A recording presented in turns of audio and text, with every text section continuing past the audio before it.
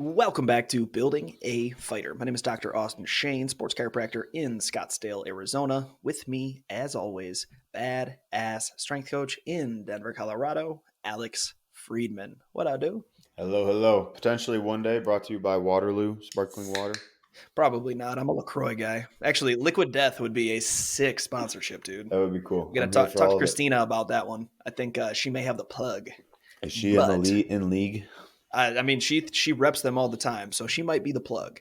Gotcha. But today, we're going to talk about mastering MMA conditioning. So, we haven't talked about conditioning in a little bit. We have a few episodes in the past on it, but today is going to be our overall guidelines of how to integrate conditioning into your workouts, into your sport specific and your strength and conditioning workouts, and how they apply to MMA in general. So, Alex, what do we want to talk about first? What's the beginning base of conditioning? Oh, well, man. Yeah, let's just establish there's three primary energy systems. Let's establish kind of what they are, how they work. And I mean, again, this is a lot of repeat information, but it's It's a good refresher. what's this phrase with this? It's simple information, but it's really hard to master. Yeah. Right? Like it's easy to say at a face value, but then in practice, it gets really tricky. So Because you have to stay consistent. The hardest part is application because people don't want to do the application. again, simple but not easy. Yeah. So we got our three energy systems, right? We have our aerobic energy system, which is like our long, slow burning fuel, right? So we got low intensity that holds us for 60 to 90 to 180 minutes, right? Like we get our slow burn out of the way with our aerobic system. That's what carries us through. And then a higher intensity, our aerobic system allows us to recover at a better pace because it just puts us at a more fit physiological state. Then we got our lactic energy system, which is kind of our middle ground where it's a little bit higher intensity, a little bit longer duration. That's like your 90 seconds up to 3, 4, 5 minutes when you get really good at it, right? And so that's your moderate intensity, moderate duration. That's think of like wrestling practice. Think about riding the Airdyne. Think about some of those really like hard, grudgy, pushing the sled type of exercises that you start to really like wither away or like get heavy during. Right. That's like Like some systems call lactic work pain because yeah, you're in yeah. fucking pain when you do it. The whole time. Yeah. And it's like, how good are you at pushing through or enduring it? Then lastly, we have our alactic system, which is our short burst of energy. Some people call it the creatine phosphate system. And then that's your like short bursts of energy up to like 10 seconds, maybe 12 seconds. Again, of how hard and heavy can you go? Hitting the bag for a combination of max power, sprinting on the air bike for 8 seconds, doing a power clean. A lot of our sports performance in the weight room lives in this category because we're trying to push the upper limit of our alactic system and boost performance that way.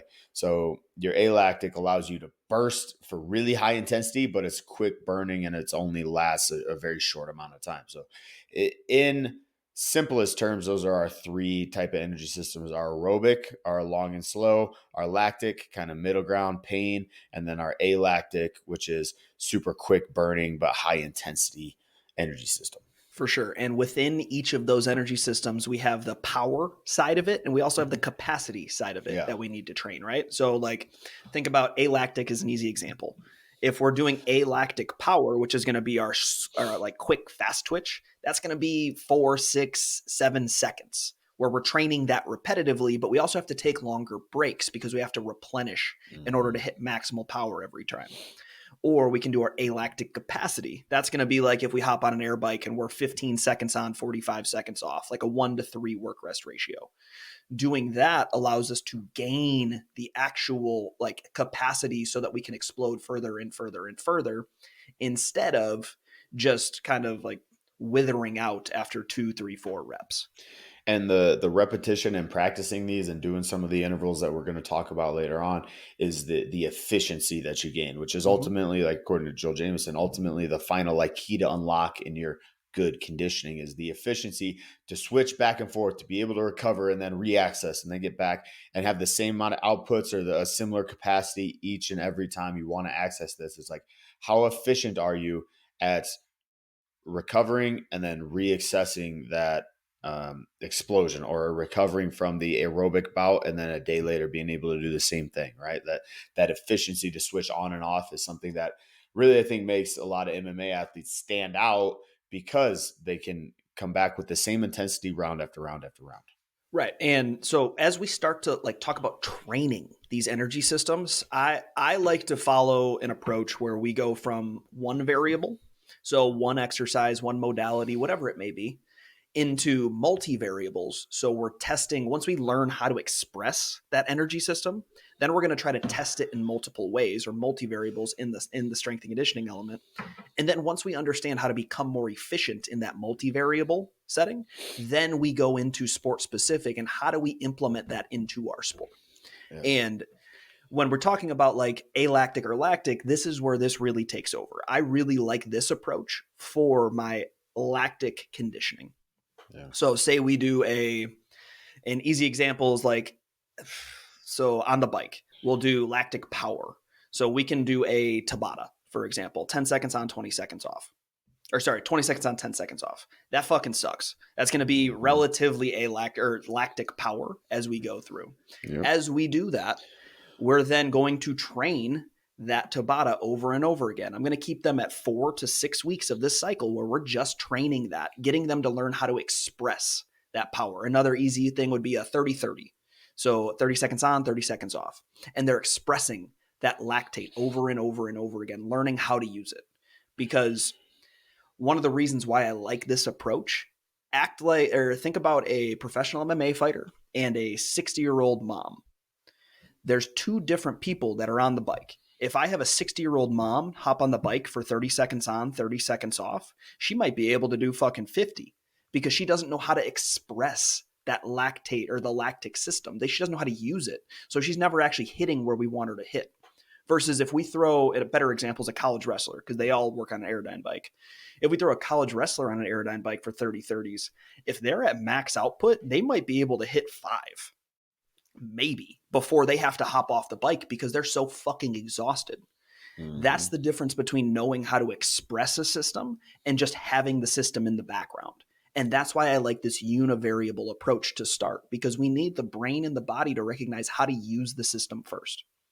Then, go for it. Go for it. I was going to say, I think it's very like tricky. The simplicity of a univariable approach like allows you to really like dig into the modality or the energy system, right? Like one thing that we did for a long time, and we probably did this for like 12 weeks straight, was we did a 10-second sprint, 50 seconds off on a treadmill. Yeah. On like a curved 100%.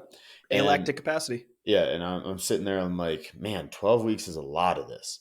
And then like I started doing it in a couple weeks, and it probably took me 3 or 4 weeks to like really figure out how to game the system, how to like access the energy system, really sprint all out, and then immediately try and switch back to that curving mode. So again, and if it takes me 3 or 4 weeks to try and figure that out and really like, and I know exactly what I'm supposed to be doing, right? So it's like, how can we really like spoon feed this to a lot of our athletes and like get them to understand that like, I want you to win this game of sprint up to this speed and recover and then do it again.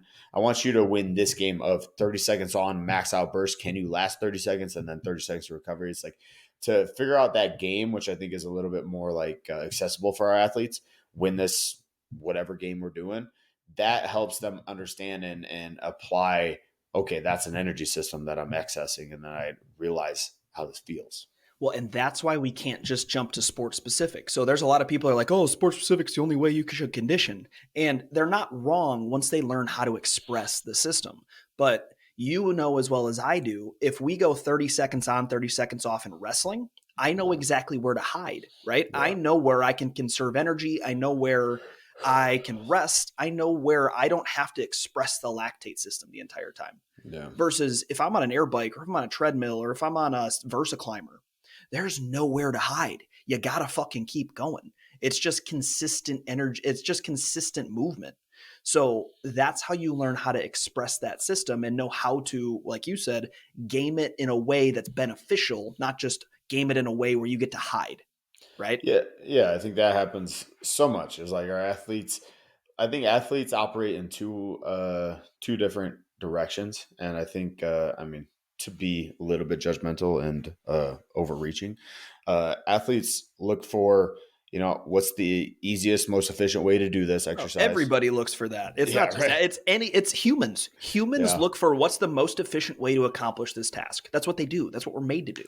Exactly. And so that a lot of times that leads to like gaps and, like you said, Mm-hmm. places that we can hide while we're doing it. And then I think the other thing that athletes look at is on another side of flip coin is like, how can I beat my score from the last time? How can I continue to evolve?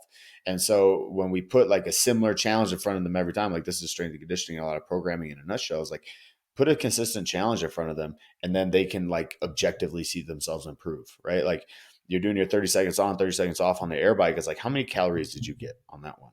Okay. Next week, let's try and get one more calorie. Next There you week, go. let's try and get more calories. Right. And so it's like, again, that's where it's like the gamifying of everything, or like the competitive nature. You let that shine through. And then all of a sudden for the athlete, like for me and for you, yes, absolutely. We're working on an energy system. But for the athlete, it's like, all right, I'm trying to fucking beat my score. I'm trying to beat my homie next to me. Right. Like Mm-hmm. that's where you can really find a really good training effect. 100%. And now going from that univariable approach, now we can move to a multivariable approach. If we're using the exact same time frame, where I'm going to stick with the 30-30 because it's easier to use, right?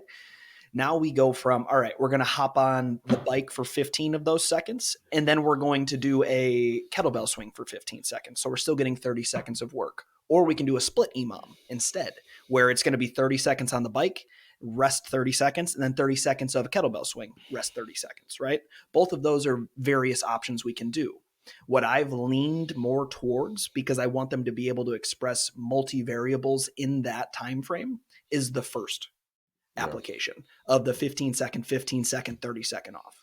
That seems to be getting better results for my athletes because it forces them to use those energy systems in a more dynamic way right away.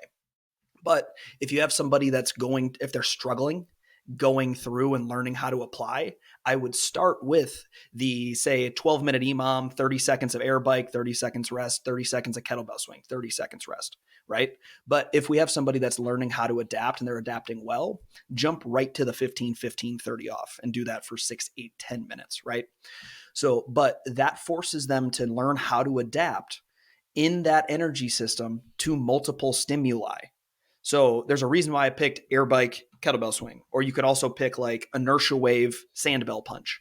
I try to keep it in the same area of the body so that they can get the stimulus and they have to adapt in that area of the body to the stimulus. It's not necessarily a systemic approach. Like I'm not going to pick a fucking, we'll say an inertia wave and jumping hip thrust. I'm not trying to do it in a total body way. I'm trying to keep it in the upper body or lower body as I go through. But as we train these different variables, again, this is going to be 4, 6, 8, even 12, like Alex said, weeks of training to get them to adapt to this multivariable approach and giving different challenges for them to understand how to move their body and how to use that energy system in the best way possible. But that being said, like we talked about at the beginning, the hardest part about this is that it gets boring. Unfortunately, the only way for this to work is to stay consistent and to realize that this is a part of the process of learning how to express a system. This is in the exact same vein as, say, you're going into wrestling practice. You know you're really good at we'll say a single leg right into a dump finish. But the coach wants you to do a single leg to a treetop finish. You think you're smarter than the coach, and you're like, oh, I'm never going to fucking hit that. And you're only going to do a single leg to a dump. It's the exact same thing in this case, where if you start to get bored and you're like, why am I doing this? I don't need to show up to this. I don't need to fucking do this. Then you're not going to learn the new technique or learn the new application of the energy system to really evolve as an MMA fighter. So the number one thing for the multivariable approach is as it gets boring, you actually need to be more consistent. Yeah, and I think that that's like the number one crux that people fall into is like being bored or thinking prematurely that we're ready to progress, Yep. right? Yes. And I know a lot of coaches do this based on a fight date, not based on your athlete's readiness, which I think is a mistake, right? Like it shouldn't be like, oh, we got to fight in 3 weeks, so I better jump them into sports specific conditioning. And like as tempting as that is, and I'm not saying that's a horrible approach, but I think it's a suboptimal approach. The best thing to do is continue your athlete's development where they're at the whole time. Mm-hmm. right? So like being patient with this, going from the univariable to the multivariable, and like I think out on a progression like this. My univariable conditioning is like the simplest, most like initial way to start.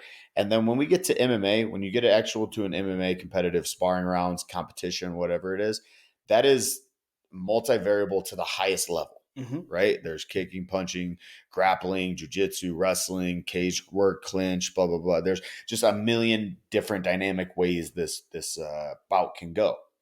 That's the multivariable to the highest degree. So it's like we're gonna use like maybe we'll use your example. We'll go univariable to a two-step multivariable, and then all of a sudden sport specific, right? Like that's jumping from two to infinity. So it's so much gray area that we're bypassing in for a sake of we have to be ready here. You have to be this ready. So it doesn't matter if you're actually this ready or not. We're going to go there, right? And so I think that's one of the biggest things is being patient through that process as a coach and being able to guide somebody to that and having the patience and the trust in the program and the system or whatever you're applying to stepwise and really go through it and be like, okay, now we're on sports specific, and I know you're ready for sports specific. It's not Mm-hmm. we're at sports specific because you have to be. It's you're actually ready to reap some benefits from this rather than I'm just going to smash you with it because we got to fight. Right. And it's easy to try to jump the gun because you want that athlete to be as confident as possible, right? And no Right. matter what, it's not like you're not sport specific training, right? Yeah. Like no matter if you're an MMA fighter, you have to be doing sessions of sport specificity throughout the Right. week. What we're talking about is as you go through energy system development, I'm not going to try to match your 30s on 30 30s on the bike if we're in the univariable equation. I'm not then going to try to go tell your sport coach, "Hey, I really need them doing 30 30s in their grappling sessions. I really need them doing 30 seconds on, 30 seconds off of I don't know, Dutch drills or something like that." Yeah. That you don't understand how to use that energy system yet, so you're not going to be able to express that to its fullest capacity as you go into the sport specificity phase.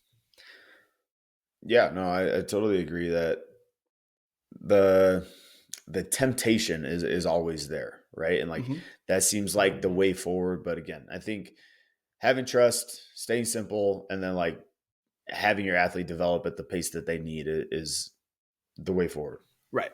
And so moving into the sport specificity phase, once we hit our whatever markers you decide are what we're trying to hit as far as what's competency in the multivariable approach, calories on the air bike, movement quality, movement competency, a number of repetitions, whatever it may be for whatever your variables are, that's when we're like, oh, we understand they know how to express this system. It could just be general fatigue. How are they able to recover in between sessions? That's honestly the one that I like to use the most, where they're wearing a heart strap and we just see their ability to drop back down out of that crazy high heart rate in a 30 30 back in time for being able to do the next exercise. So that's a fantastic, I guess, metric to track. But whatever your metric is, where you can show competency of an energy system now, that's when we progress into our sport specificity, where we go talk to the sport coach. We have a meeting. We're like, hey, they're ready for this. Let's fucking throw it at them. Where we're doing, hey, they know how to use, again, the similar example, the 30 30s. They know how to use this and they know how to use it well. Let's fucking throw it in. Just say, hey, I want you to act like you're on the bike for 30 seconds. You're just constantly moving and going. Let's try to apply that into grappling, or let's try to apply that into bag work, or let's try Yeah. to apply that into sparring. And that's where we truly get to express that energy system in an efficient manner in our sport, which at the end of the day, that's why the fuck you're training. It just needs to be a long progression. You can't get there in 4 weeks. Yeah, and that gets to be a really hard, I think, transition too, because when we're trying to apply an energy system into a like a sport specific drill, I think there's got to be a lot of like constraints somewhat around it because you're forcing somebody sometimes out of their like style, if you will, right? Like I'm a counter striker. It's not in my nature to be high output for 30 seconds or Mhm. whatever, right? And so it's like, okay, this is a drill that we're using. This isn't necessarily how I want you to fight, you know. But right now, or like wrestling per se, right? One of my favorite conditioning drills to go with wrestling is 30 seconds on, 30 seconds off. Hit as many fucking doubles as you can, right? Like you're in a group of three, one guy's the go guy. You got one guy in, doubling, look to the next guy, get a double, look to the next Mhm. guy, get a double, look to the next guy. And like that's a conditioning drill. We're not tactically working on hitting a double Right. in a sense, right? But it's using a sports specific modality to accomplish your conditioning. And so I think there's got to be a good communication of like, hey, this is not necessarily a technical tactical drill that we're doing right now. There's a conditioning component to our sport specific drill. Now down the line, we can start to blend that, right? That's the next step, if you will, right? Like you're a volume puncher, you're not getting your volume off. We need to make that a habit. Let's integrate this. Okay, this is a technical tactical drill, but I need you to burn yourself out doing it, right? That's the joint approach that like everybody's after, but everybody like jumps straight to right away. Mhm. So it's that patience and the process leading up to it. Again, as I've said 3 times already, is so key. Yeah, it's everybody wants to jump in. They think they can do it right away. Yeah. And unfortunately, this takes a long time. Just like so we've talked about univariable, multivariable, and sport specific. Let's move into the different energy systems and how to train them, right? One of the Yep. number one things that can help you as an MMA athlete is building up your aerobic capacity. Well, Yep. guess the fuck what? That takes a very long time And to consistency. increase and consistency to increase. And unfortunately for you, the more trained you are, the harder it is to build, Yeah. right? You're not a novice. So if I'm trying to increase the aerobic capacity of somebody in the UFC that's probably has a pretty high work capacity, but they just don't know how to express that aerobic system. They don't know how to express that aerobic capacity because their heart rate spikes up to 160 every time they fucking go on a run. Well, it's going to take a very long time to build that. And I'm talking 6, 9, 12 months to build the aerobic capacity that we're looking for. So, Alex, do you have any tips on how to build aerobic capacity for these athletes? Yeah. One. And pause. And do they need to do it running? No, they don't need to do it running. You can do it on a bike. I mean, heart rate is your proxy for intensity in a lot of these conditioning type of settings because that's where you really uh, figure out like it's just a number that you can follow really easily. Some other tests are like the talk test where it's like, can you form a full sentence while you're doing the conditioning modality, or can you only fit one word in between breaths, right? Like that's the type of measurements that I'm using, I guess. But one really efficient way that I've found to limit the intensity on aerobic efforts is nasal breathing, right? Like if you're going to only breathe through your nose while you're doing this 30, 45-minute, whatever conditioning thing that you're doing, it's really hard to jump intensity in that. It's really hard to get your heart rate up to 160 or above. Our like threshold, which is very loosely at like 135 beats per minute. It's individual to everybody, but very loosely, we want to keep it below 135 for your aerobic efforts. It's hard to get above that if you're only breathing through your nose, right? And your body will tell you, like, holy shit, it feels like you're starving of oxygen. It's like we need to bump down in the intensity, which is a very frustrating thing to do, for all athletes. Yep. It's like this doesn't feel like I'm doing anything. Why do I have to do this? It's like because we're training your body to stay calm under mild duress, right? It's like we're doing something that's pretty low intensity, but I want your body to continue to consider it nothing, Well, right? and increase, like, I love the nasal breathing too because it increases diaphragmatic activation. Yeah. Like as we increase diaphragmatic activation, it allows us to stay more calm because we know increased diaphragm activation also applies to a decrease in that fight or flight. Yeah. So as we're going through, it allows us to pull out of that fight or flight just a little bit because we know we have to Yeah. be in there as an MMA fighter.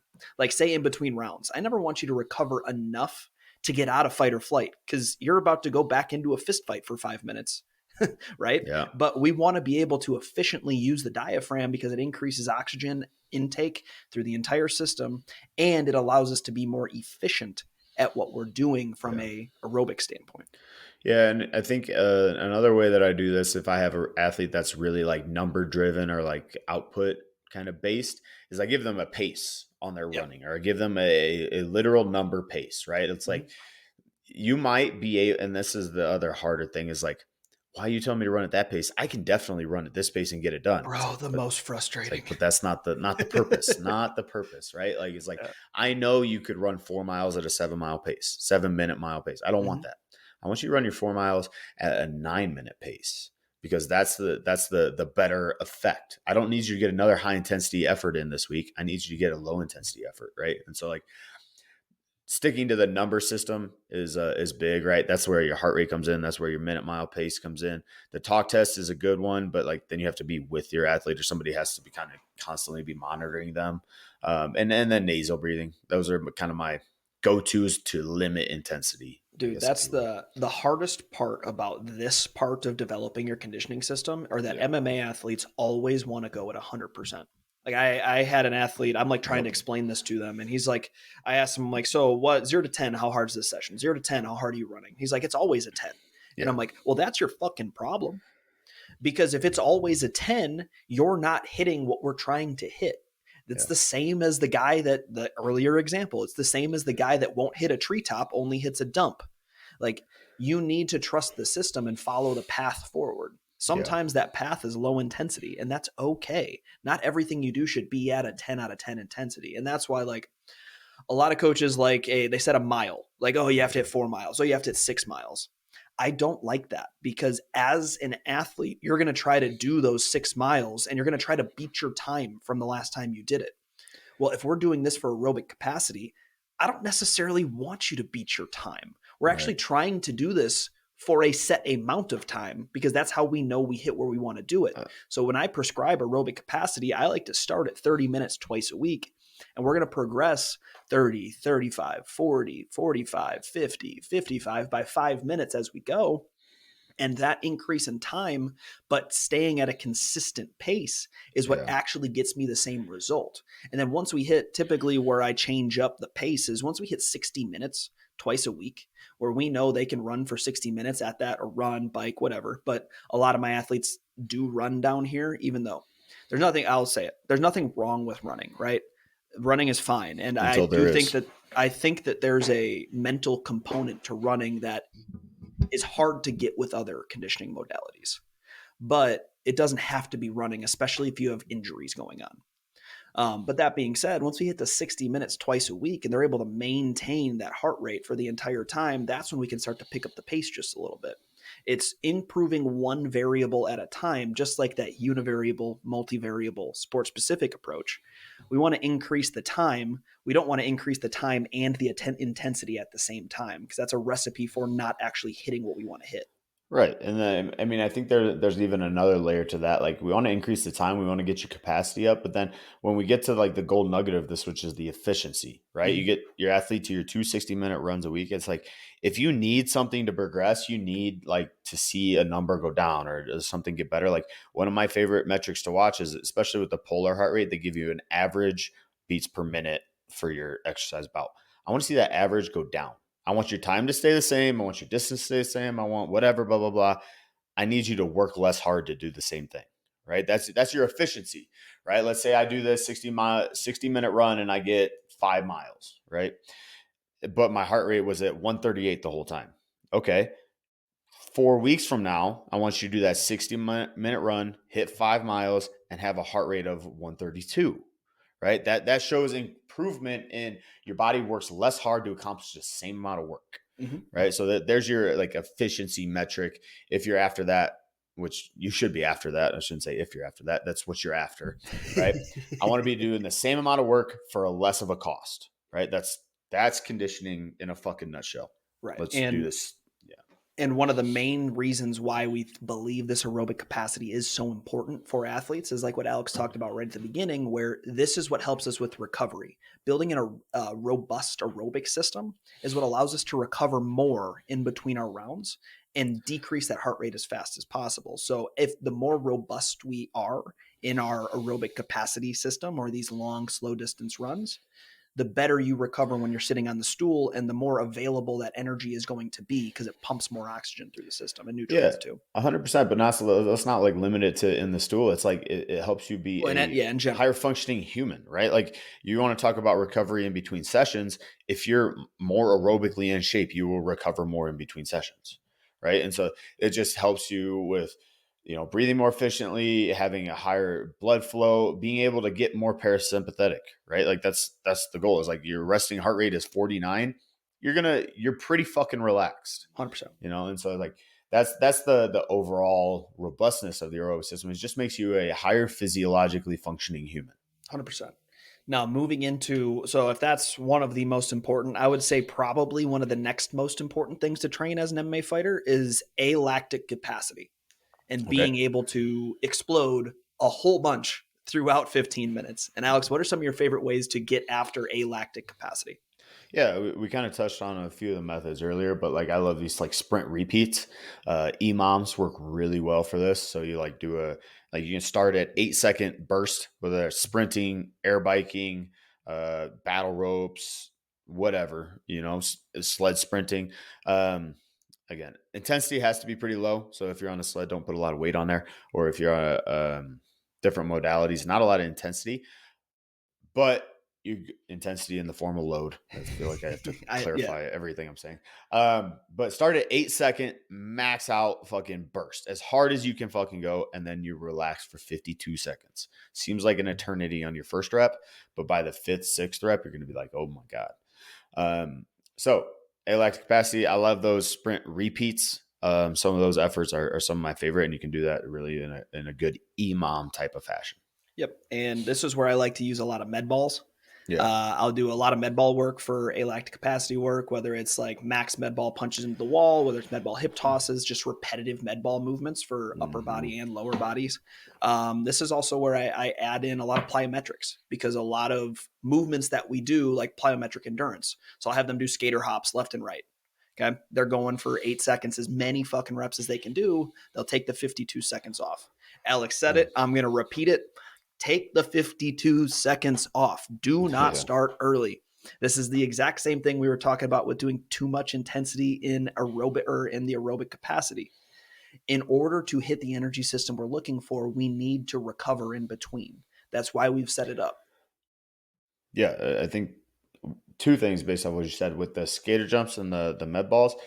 I think we should be cognizant and wary. Our athletes have to know how to do this before we get more complex with the modality. True.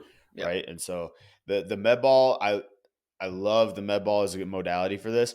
But if your athlete doesn't know how to fucking throw a med ball, they're not going to get to this adaptation. It's the same as the univariable approach. If they don't know how to express an energy system, they can't use it. So think about this as like a good progression. And this is actually something I'm doing with two of my like GPP athletes right now, is we're doing an alactic capacity circuit with med balls. It's an EMOM and it's a multivariable EMOM. They do rotational med ball slams for, it's about 10 seconds that they're doing. I'm having to do 5 each side, and it ends up like 9-10 seconds each time. And then we rest the 50 seconds, and then we do a sled sprint with like 10 pounds on there, right? 15 yards there and back, which again is 8 and 9 seconds. These overhead med ball slams would not have had their effect if I didn't put them in their strength work the phase beforehand, right? So if we were doing like a power system, I'm like, okay, we're going to learn how to do overhead med ball slams. We do that 4, 5, 6 weeks. Now I can put it in an EMOM type of setting, and I'm confident they have the competency to do it, and I know they're going to get a training effect from it. Whereas if we're like still learning the movement, it's going to be really hard to get the training effect from it. So like a skater jump is another really good example. If your athlete doesn't know how to fucking push and explode off of a skater jump, they're just going to be like, okay, what are we doing? Blah, blah, blah. Right. Yeah. So yeah, I think that's huge to have a really base level competency of those movements before you get into the complex modalities, if you will. 100%. And as you're going through all the alactic capacity work, make sure we're going through the univariable to multivariable to sport specific, like we talked about, right? So like an easy example would be like, you wouldn't just start with the rotational med ball slam and the sled sprint. You pick one or the other, you have them go through it. Boom. Right. Then we jump into the multivariable approach. We add those in. And then we could also do like, all right, we do 2 rotational med ball slams each side right into a sled sprint. Yeah. And that's going to be like, all right, we do that. That takes 12 seconds. Boom. That's the progression forward. Once we know they can do that and they're not getting exhausted after every single go, that's when we're like, oh, they understand how to rotate and how to sprint in an alactic capacity setting. Boom. let's jump that right into, all right, we could try bag work or something Yeah. like that, where it's a little bit more complex of a pattern. Yeah, and the more and more like I get into this like profession or think about strength conditioning, it's like how effective are you at layering your layers of progression together, right? Like how effective are you at like foreshadowing the next phase with this and then layering the intensity and the timing and those progression things. So I think that's really a huge skill as a strength coach or as you're talking about conditioning is like how can I juggle these variables to put my athlete in the best position to continue to improve using shit we already know, Mm-hmm. right? And so that's like one of the kind of tricks of the trade is like, okay, I want to get to a place and like my ultimate goal is a lactic 30 seconds on, 30 seconds off with these two variables. Okay. I'm going to put 5, 6 med ball slams right in a row and then do a sled sprint. That's going to take 20, 30 seconds. We're going to rest 20 to 30 seconds and then get back. I can't do that off the rip, right? My athletes, one, aren't going to get a very good training effect from it. The athlete thinks they can.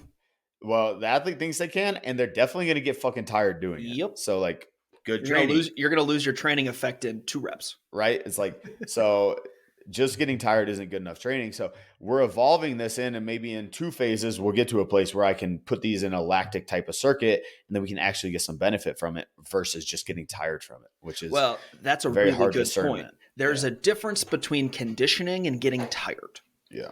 If you're just conditioning for mental toughness, you are wasting your fucking time. You can do that in the sports specific context all day. Like, fuck it. We don't need to progress. If you just want to get somebody tired, just run them through a hard wrestling practice. Ooh, cool. If we're trying to improve characteristics or we're trying to improve attributes, we need to try to do them as efficiently as possible. There's a difference between doing a 12 seconds on, 20 seconds off and a 12 seconds on, a minute and 48 seconds off. Those are going to have a completely different response in that athlete's system. It all depends on what that athlete needs. I mean, something we didn't talk about is assess the energy systems, have good tests. Like at Building a Fighter, we have our tests that we go through. We have our 15-minute max cal. We have our 6:30 sprints. There's a bunch more, but those are like the 2 basic energy system tests for aerobic work as well as our sprint repeats. But put them through an assessment, see what they need, and then that dictates the context and the exercises and the energy systems we need to then train. Yeah. Now, the last part of how like the mastering MMA conditioning that we're talking about is when do we layer in what in a, we'll say like a general camp. So I want to talk, so out of camp, that's where I like to do a lot of aerobic capacity. That's where we're being as general as possible. I want to work on what that athlete's bad at. Everybody knows the Mario Kart analogy that I says all the time. So typically it's going to be aerobic capacity because almost every single fighter I've ever worked with has a shitty aerobic capacity. They think they're really good at aerobic capacity. They're really just good at aerobic power. Right, because they do a lot of work. Yeah, exactly. They work at a high intensity for long durations. So they don't have as robust of an aerobic system as they could have. So aerobic capacity, and then that's where I'm probably going to hit either, depending on what they're bad at, alactic capacity or lactic capacity, because it's so demanding on the system to do it right. Yeah, I totally agree with you. I think GPP is a phase where you can really target weaknesses. That's like, again, with my strikers, that's where we get into some lactic stuff. With some of my wrestlers, that's where we get into alactic stuff. Even though it's general prep, doesn't mean you can't get into intensities, right? That's, I think, one of the biggest, most common misconceptions about GPP is it's not just all capacity work. You can get into some intensity. And I think the second nuance to like a GPP phase or an off-camp phase is like, or the assessment type of period is like your athlete a lot of times has the capability to do whatever test you want, right? Like if I watch an athlete, it's like, oh man, they don't have any power, right? I would assume they're lacking alactic power, but that might not be the case. Maybe we do the test. They have the alactic power capability, but they fail to express it in the fight. That's something that's like a nuance that you only see if you test it, right? I know a lot of coaches that just kind of eyeball this. Like, they don't have any power in the cage, so they don't have power. It's like they have some power. They just lack the ability to find the timing or truly feel confident in expressing it. So what do you do if that happens? Because that happens all the time where like if I'll test somebody on our 630s, they'll do 10 reps. They're hitting, like I just had a guy that hit for wattage on a Rogue Echo bike. He's a 155er. His max output was fucking 1540, which is pretty high for a 155er, right? But when he steps in the cage, got no power. What do you do, Alex? I think that's a lot of times like conceptualization and like changing the context, right? And like, so that's where a like sports specific approach may be really effective, right? It's like, we're going to do bag work, right? And I'm going to have you do your alactic capacity. Instead of sprinting, we're going to hit your 2 on the bag as hard as you fucking can for 10 seconds. Let's see the power. Let's get you tired and then convince you still have power. Right. And so that's I think that's where sports specific work can really like be plugged in adequately. Exactly. In a GPP context, which is crazy, you know? I know, right? Wild. But no, that's 100%. Like, that's what I would do, right? And that's what I plan to do with this athlete, where he knows how to express the energy system. Okay. So we don't have to do the univariable approach right away. Yeah. Now, in my context, in the strength and conditioning environment, I'll probably jump him right into multivariable approaches and see, is he competent with a multivariable approach? Yeah. But is what I'm going to basically tell to the strength or to the sport coaches is, look, this dude's got power off the charts. He's just not showing it in sparring. There's one of two things happening. It could be psych. It could just be that there's confidence something in the way and there's a confidence issue. But also we should see, can he do this without massively spiking his heart rate and not recovering on a bag? Yeah. Right? Can he do an 8-second fucking just pop on the bag, and can he get the same result we're seeing on the bike? If he can't do that, that's where we should focus out of camp. That's where we should try to get him better and better and better, because we see that he has power. He just doesn't know how to express it in a sport-specific context. That's where he gets to jump the line a little bit and go out there and fucking hit it on the bag and let's fucking rip, because we know you have it. We got to see you use it. Yeah, 100%. I think that's a huge thing. Like athletes not being confident in their recoverability, right? Well, it's like, but that's also that's why we assess too. Yeah, like that is if you're not assessing, if you're not assessing, you don't know that athlete has power. In which case, you're going to start from the beginning, and you might be wasting 8 weeks of a camp because you're not assessing. Right. And so I think that's generally, you start at your weak points. Like I think aerobic capacity are always a good thing to hit out of camp, because we don't have necessarily the stress or the training load that in camp has. And you have time to work on that. Yeah. It just takes so long to do aerobic capacity. But then like secondarily, you're addressing weaknesses and like, what do we genuinely need to improve with this athlete? Even if that doesn't fit in like a typical model of GPP. Mm-hmm. So then we get into early camp. Austin, what are your kind of priorities when we get to early camp, or that 12 to 6 weeks out type of phase? So from a general standpoint, this is where I'm probably prepping them into lactic power, right? It depends on the athlete, but that seems to be what I kind of go into, just because it is a little bit more demanding of the body. So I don't want to do that leading up to the fight too much, but we know we have to hit it to prepare them for the grappling elements that are going to take place. But for the most part, it's really as soon as we have a name on the dotted line, and then I know that athlete's, I guess, style. Because I mean, another thing we didn't talk about, hey, go in to watch sparring, see how these athletes operate. If you don't know how they fight, you don't know how to properly help them. Yeah. So once I know how they fight, and once I know the name on the dotted line, and then I already assess all the different capabilities, this is where I'm moving from focusing on weaknesses to starting to highlight their strengths. And so if I have a wrestler going in and they're fighting a striker, and we know the game plan is going to be ground and pound, go for the TKO finish, this is where I'm going to do lactic power all fucking day, maybe even lactic capacity into lactic power, depending upon how well developed that athlete's energy system is. And then go for trying to turn them into that Donkey Kong type of approach. If we're using Mario Kart, if I'm using like Michael Venom Page, for example, he's probably not grappling a whole bunch. Mm-hmm. So my whole goal for him is I'm trying to do, I'll go from capacity to power. So I'm going to do alactic capacity, but we're going to do a fuck ton of alactic capacity so that he can really be as robust as possible. This is where I'm doing aerobic capacity still. so that he has the recoverability as he goes, and a lactic capacity where he can explode as many times as possible and have a long durational explosion, which is really what alactic capacity does, right? There's a difference between Yeah. sprint repeats and alactic capacity work. Alactic capacity is I want you to be able to explode for 12 seconds at a time. Sprint repeats are I want you to be able to explode 6 seconds over and over and over and over again, right? Those are the difference. And I'd probably go from alactic capacity for those 6 weeks right into alactic power for the last 6 weeks.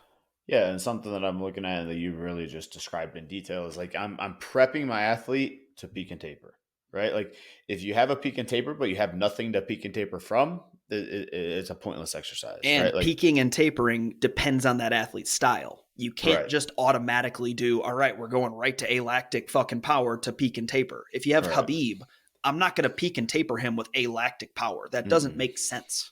No, it's almost almost exclusively volume with him. But yeah, like this 6 to 12 week window is like, okay, we're gonna set the foundation of what your camp is, right? Mhm. What our game plan is, what I need to really target and work on, and we're gonna work the shit out of it, right? This is where our most intense weeks of camps should happen, right? This is like everybody thinks, oh, in camp, I'm gonna be fucking put in the ground for 8 weeks, blah blah blah. It's like you should be put in the ground for like the first 4 weeks, right? And then we got a peak, and then we start to drop off the intensity or drop off the volume via intensity, right? And then we can stay at our peak outputs, right? Whether that's the sprints, whether that's your ground and pound, whether that's some of your capacities, right? If, like you said, you got Khabib that we're peaking for, he's still going to do a lot of capacity goes. He's still going to do capacity goes. He may not do a lot of them though.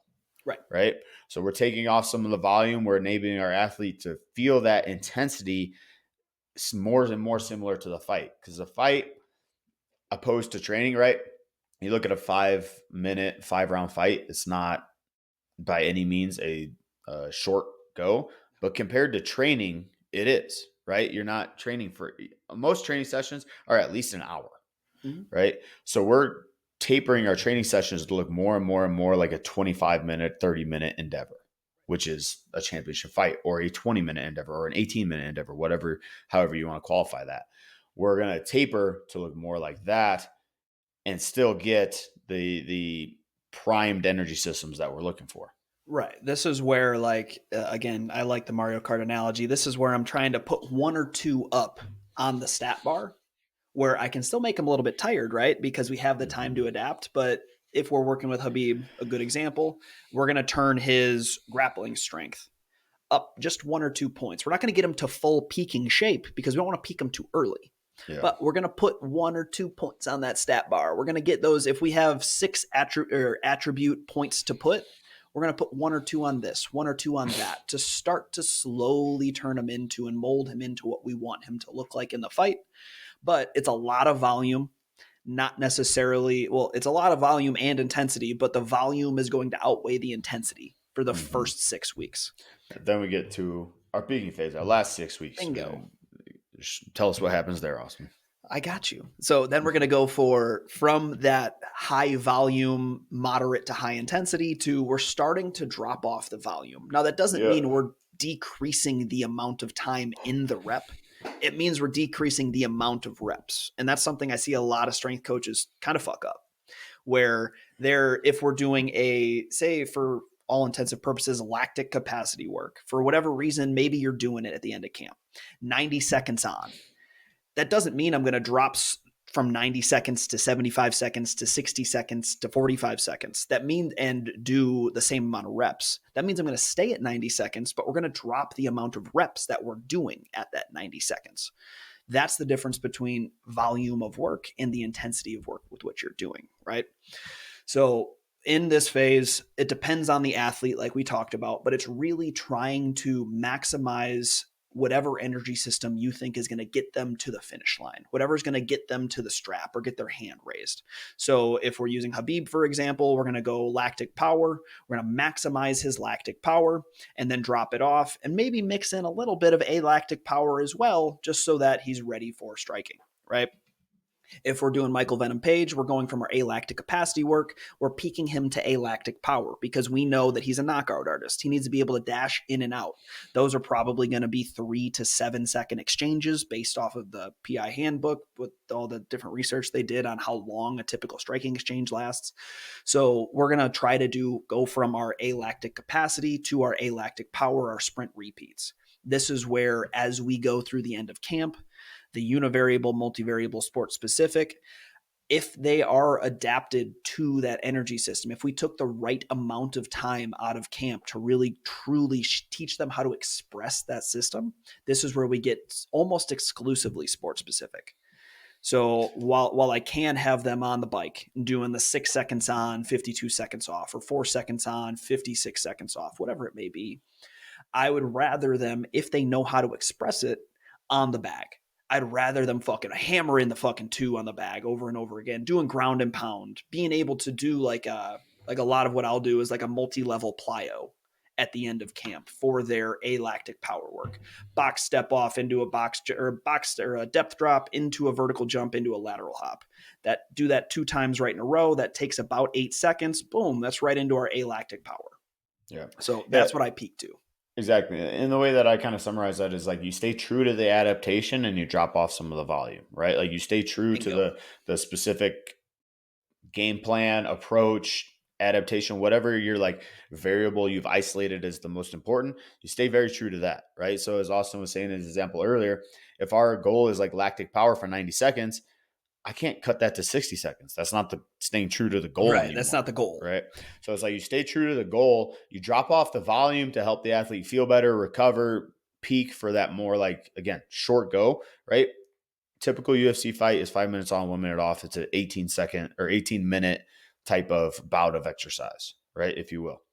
The more at the end of camp I can make my workouts look like an 18-minute bout of exercise, right? And we're never typically going to get there. Like you do some of your like sparring and fight sim type of stuff, but even your fight sim isn't exclusively 18 minutes long. That stuff, the more it looks like a competition, the better towards the end here, right? And so that's how I would summarize that. Is like you drop off and you taper in the volume, but you stay true to the adaptations and try and peak your athlete's readiness for that. And this being said, as we get closer to the fight, strength and conditioning matters less. This is something that not a lot of people talk about, right? It's as we get closer to a fight, if the athlete might be feeling shitty, if they're getting sick, if they need to cut out a session, it might be your session. Because they need the sport specificity. They need to be on the mat for the allotted amount of time that they need to accomplish the tasks that their coaches want them to accomplish. If they are feeling run down, or if they need to say their workload is a little bit too high, say you're doing 3 sessions a week, like a lot of MMA athletes do, we cut that down to 2. That's okay. We just make those 2 sessions the meat and potatoes, what we have to do, and we cut out the fluff. This is also where, like, I know we're talking about conditioning, we cut out the accessory work as well. The session we don't need to be doing endless bicep curls for accessory work. We don't need to be doing fucking the extra calf raises at the end for this type of training camp. What we want to do is put the meat and potatoes in, accomplish the strength, accomplish the conditioning, and then get them to their next session without putting them at too much of a detriment or making them not recover from the session. 100%. So that's mastering conditioning right there. Yeah, that's a lot of info, everybody. A little bit of backstory, a little bit of ways to progress, a little bit of here's a typical camp. Like I said, the hardest part of all of this is like you can put it on paper and it will look relatively simple, but it's like how effective can you be with it? But it's not easy to execute. Right. The hardest part is sticking to the plan when it feels like you're not going anywhere. Because no matter what, conditioning isn't going to be a straight line up. There's always going to be ups and downs. Just like recovering from an injury, just like learning skills, there's always going to be a wave pattern, not a linear straight line up. Right. Totally agree. So if you guys want to learn more about conditioning and like conditioning templates, how to do conditioning, we actually have a free template available. So we're going to link that in the website where we have an entire PDF of different conditioning modalities that Alex put together, of time frames, how to train them, when to implement them. That's all going to be at buildingafighter.com. If you're looking for any strength conditioning programming, or if you want us to help you with your conditioning, whether you're an athlete or a coach, hit us up at buildingafighter.com. We have personal programs, preset options, membership options, and we can develop a program for your team to help them get to the next level as we go. As always, Dr. Ross and Shane. Alex Friedman. And we are out.